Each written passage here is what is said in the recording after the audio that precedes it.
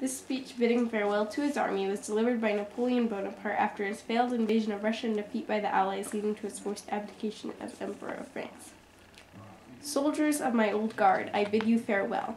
For 20 years I have constantly accompanied you on the road to honor and glory. In these latter times, as in the days of our prosperity, you have invariably been models of courage and fidelity.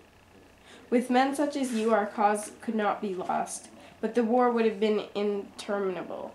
It would have been civil war, and that would have entailed deeper misfortunes on France. I have sacrificed all of my interests to those of the country. I go, but you, my friends, will continue to serve France. Her happiness was my only thought. It will still be the object of my wishes.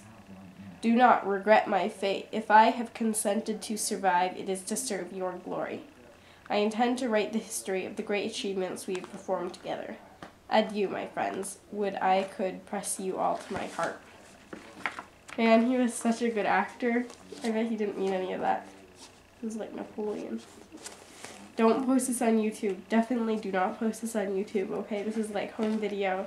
It will only be unlocked when I'm grown up, and this does not embarrass me anymore. Okay, his birth address. Oh, cool. Emmeline Pankhurst. Emmeline Pankhurst, born Emmeline Golden in 1858, was a British suffragist. She campaigned for British women's right to vote at a time when only men could elect the government. She founded the Women's Franchise League, and with her daughter Christabel, the Women's Social and Political Union. Let me see. Actually, you know what's funny? I think her daughter Christabel threw stones in the windows of some establishment. Anyway, that's what I read somewhere on Modern World Studies. Anyway. I do not come here as an advocate because whatever position the suffrage movement may occupy in the United States of America, in England it has passed beyond the realm of advocacy and it has entered into the sphere of practical politics. It has become the subject of revolution and civil war, and so tonight I am not here to advocate women's suffrage. American suffragists can do that very well for themselves.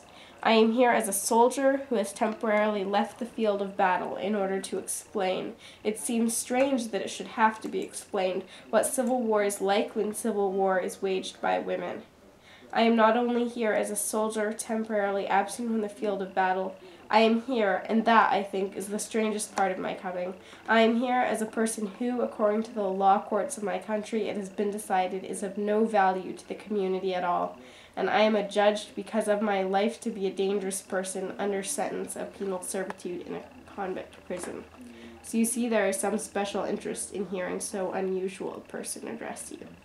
I dare say in the minds of many of you, you will perhaps forgive me this personal touch, that I do not look either very like a soldier or very like a convict, and yet I am both.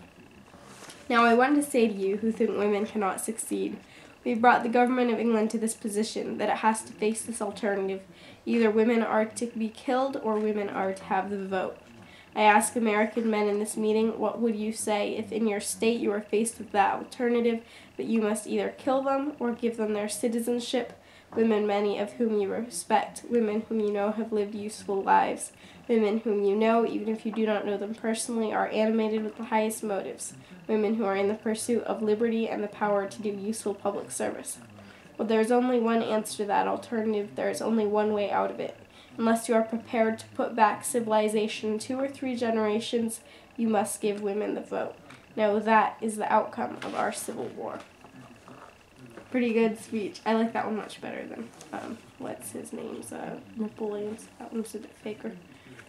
Because he was like, oh, anyway, yeah, so she got arrested for, being a suffragist, I guess. Oh, yeah, and then, let's see, after some years living in Canada, she returned to Britain in 1926 and died while standing for Parliament as a Conservative candidate in 1928. In 1918, British women over 30 won the right to vote, and on July 2nd, 1928, just 3 weeks after Emmeline Pankhurst's death, a law was passed allowing all women over the age of 21 to vote.